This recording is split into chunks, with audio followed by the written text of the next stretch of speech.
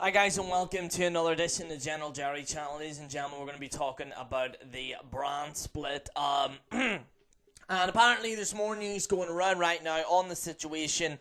So let's get into it. Let's not waste any time. This comes courtesy of NoDQ.com.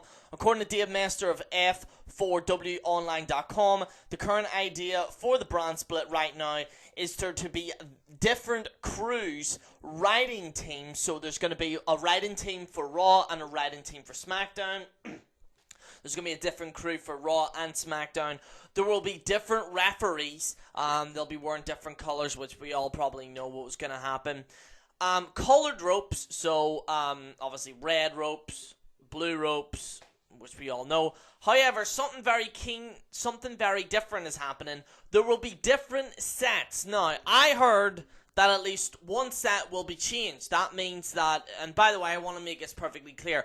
I hate the set that's on Raw right now and SmackDown. I hate it. It's literally just like a thing where you walk through the side and then you walk down a ramp. I hate it. One of the things that I hate is the look of Raw and SmackDown. It just looks so boring. I love the other ones. You know when they had the fist in the front on SmackDown and stuff? I love that shit. I also liked, I remember I was watching the Royal Rumble and it looked like it was like underground.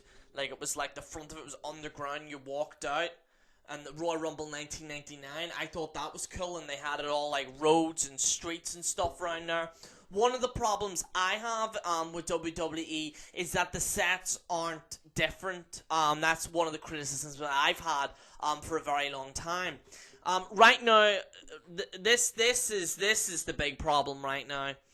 There's going to be 20 fucking pay-per-views. 20 pay-per-views. I have no idea how I'm going to review this shit. Not only that, but you have Raw pay-per-views, you have SmackDown pay-per-views. You're going to have 2 pay-per-views a month, plus Raw, plus SmackDown, guys. I don't know how the hell I'm going to cover all this, but I will try my best to cover as much as I can. A lot of you noticed I haven't been uploading recently. One of the main reasons being is that I'm fucking trying to prepare for this shit. Because I've been speaking to all the YWC members, and a lot of people are very concerned because it's like fucking reviewing wrestling now is going to be like a fucking full-time job. It's going to be very hard to cover everything. But I will do my best to cover absolutely everything on this channel to give you the best WWE news here today. And yeah, it should be interesting. Also, I think SmackDown spoilers, obviously it's going, but we're just going to call it SmackDown results, which it's been known now for a while, so I'm going to change SmackDown spoilers to SmackDown results. But a lot of you probably know that already, but yeah. It appears that Finn Balor and American Alpha will be debuting on the main roster very soon once the brand split takes place. However, Bayley will likely be staying in NXT. Jesus, why is she always on NXT? It's weird. At least through the Brooklyn special. So, yeah. So Bayley's, how long's Bayley been in NXT? I can't even remember. But yeah, like, my idea for the brand split is this, is that I'm all for it. However, what I want to see is good storylines. Is something that whatever, if you have shit wrestling, whatever, right? I understand that if it's shit wrestling, right? But I want a good storyline that I can invest in to watch the next episode. That's something that Raw and SmackDown have been lacking, something that a lot of these wrestling shows have been lacking, and it's something that I really want to see. Now, all said and good, you can have great wrestling, that's fantastic, but personally for me, I want to see a good storyline. I want to see a storyline where I can watch and keep watching and be invested in. They might be able to do this, however, with the current roster, it's next to impossible right now. Now, the rumor is, ladies and gentlemen, is that Goldberg, Kurt Angle, Jeff Hardy, a lot of other big names have been called to WWE. Now, what I can say is, by the looks of it, it might look like Goldberg and Kurt Angle is going to be on WWE, okay? Now, the reason why I say that is because there's been a lot of talk about it. I've been told that Kurt Angle is going to be in WWE at some point during the brand split or after it. I've also been told that you might see Goldberg sometime near WrestleMania season. The reason why I say that is because whenever there's a pay-per-view, should I say a pre-order game with that character, 9 times out of 10, well actually 10 times out of 10, they're actually on the show. Sting, I remember like Hulk Hogan, I think was or something. I'm not too sure.